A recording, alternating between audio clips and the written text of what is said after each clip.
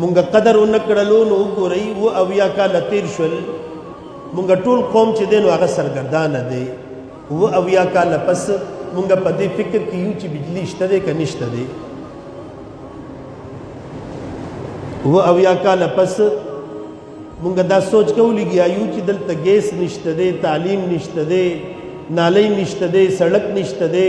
اسپتال نشته دی ورنه دنیا څونه ترقي وکړله خلک سپوږمۍ ته او د هغې نه مخکې روان دي تسخیر د کائنات کوي لګیا دی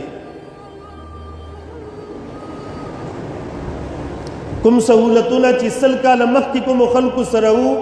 هغه سل کاله پس موږ سره نشته دی دا بادي تیه دی چې کله سړی د نعمت قدر نه کوي